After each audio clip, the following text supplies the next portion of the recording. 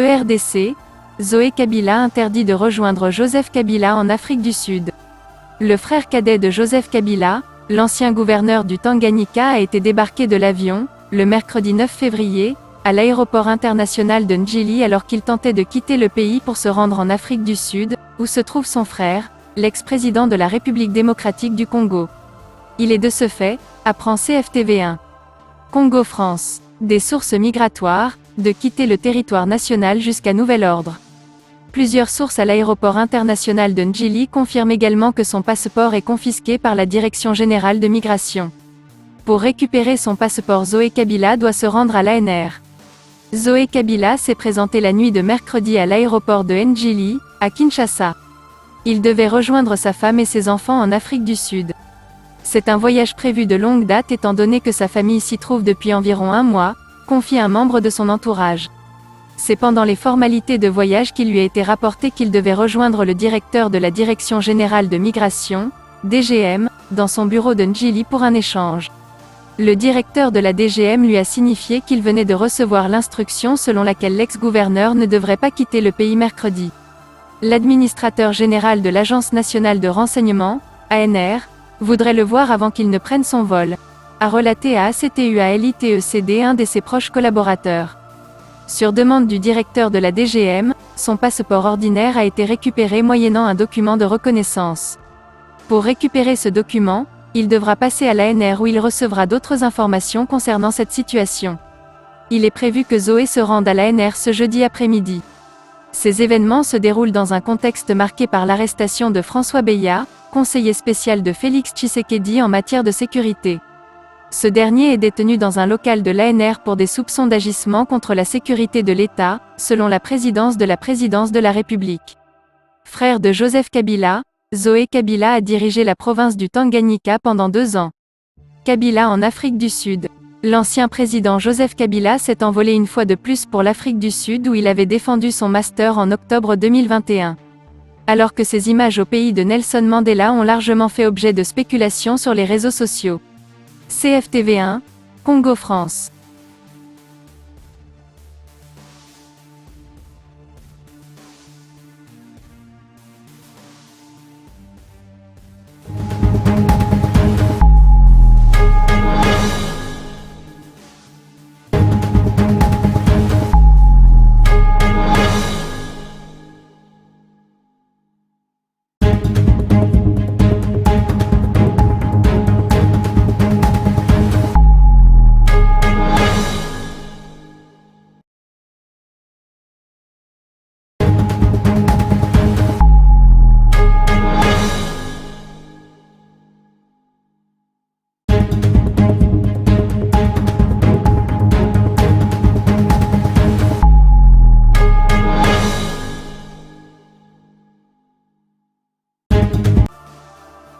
ERDC, Zoé Kabila a récupéré son passeport après échange avec l'AG de l'ANR. Zoé Kabila a récupéré son passeport ordinaire ce jeudi 10 février après échange de moins de 2 heures du temps avec l'administrateur général de l'Agence nationale de renseignement. Le contenu des échanges n'est pas encore révélé, mais selon un des proches collaborateurs de l'ex-gouverneur, c'était un échange dans un contexte convivial. Le frère de Joseph Kabila a été empêché de voyager la veille. Il devait se rendre en Afrique du Sud pour rejoindre sa famille qui s'y trouve depuis près d'1 mois. Son passeport lui a été retiré par le numéro 1 de la Direction générale de migration, DGM, sur ordre des dirigeants de l'ANR. Pour récupérer son passeport, Zoé Kabila devrait se rendre à l'ANR. Zoé Kabila s'est présenté la nuit de mercredi à l'aéroport de Ndjili, à Kinshasa. Il devait rejoindre sa femme et ses enfants en Afrique du Sud. C'est un voyage prévu de longue date étant donné que sa famille s'y trouve depuis environ 1 mois, confie un membre de son entourage.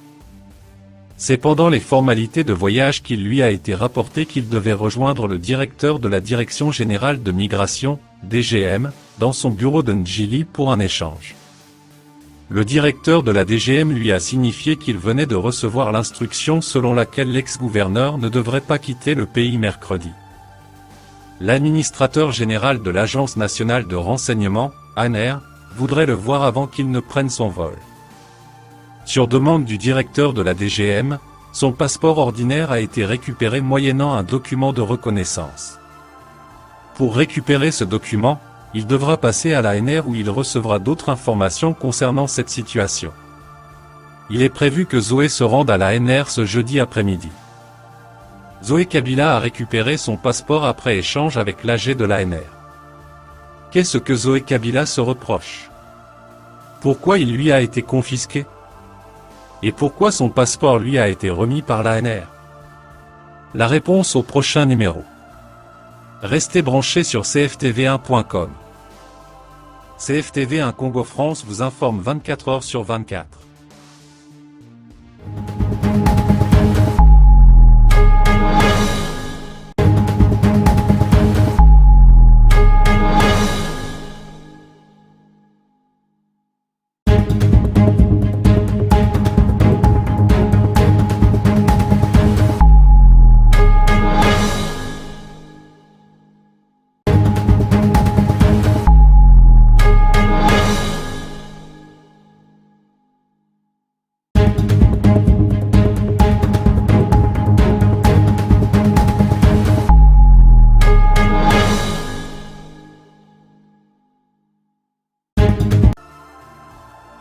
La CIJ condamne Kampala à verser 325 millions de dollars américains à Kinshasa durant 5 ans.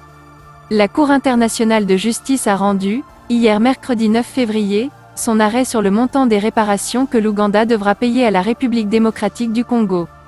Kampala est condamné à payer à Kinshasa le montant total de 325 millions de dollars américains pour les réparations des dommages causés lors de l'invasion de l'Est du territoire congolais, durant la guerre de 1998 à 2003, a déclaré la juge Joanne Donoyou.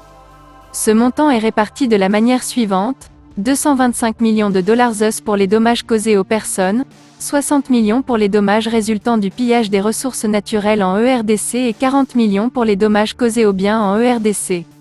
La République ougandaise pourra subir des intérêts moratoires de 6% l'an pour toute somme en retard de paiement. Soit un total de 325 millions de dollars américains payables en 5 ans, à partir du 1er septembre 2022, a souligné la juge présidente de la Cour, Joanne Donoyou. Kinshasa, qui réclamait plus de 11 milliards de dollars, devra désormais se contenter de cette somme de 325 millions fixée, hier, par la Cour internationale de justice, CIJ. Cette haute juridiction de l'ONU, qui siège à La Haye, aux Pays-Bas. La Cour considère que les éléments de preuve, versés au dossier, suggèrent que le nombre de morts pour lesquels l'Ouganda doit des réparations se situe entre 10 000 et 15 000 personnes environ, a-t-elle précisé. La CIJ a statué en 2005 que l'Ouganda devait payer des réparations pour avoir envahi la rez-de-chaussée pendant la Deuxième Guerre du Congo, 1998 à 2003. Ce conflit a impliqué 9 pays africains, parmi lesquels l'Ouganda et le Rwanda, qui soutenaient des forces rebelles dans l'est de la ERDC, très riches en minerais. À la suite du jugement de 2005, les deux pays voisins n'ont pas trouvé d'accord sur le montant des réparations, malgré plusieurs reports de l'affaire par la CIJ, qui n'avait plus d'autre choix que de fixer elle-même là où les sommes d'argent. Pour ce faire, la juridiction a notamment entendu 4 experts indépendants. La ERDC a accusé l'Ouganda d'actes de « barbarie » lors d'audience devant la CIJ en avril 2021, évoquant « une occupation de 5 ans », marquée par de très graves atteintes aux droits de l'homme.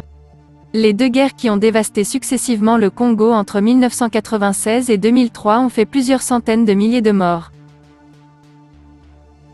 Les deux guerres qui ont dévasté successivement le Congo entre 1996 et 2003 ont fait plusieurs centaines de milliers de morts. La juridiction onusienne a, en outre, jugé en 2005 que l'Ouganda devait être indemnisé pour l'attaque contre son ambassade à Kinshasa en 1998 et la maltraitance de ses diplomates. Restez branchés sur CFTV1 Congo France. Un Congo France vous informe 24 heures sur 24.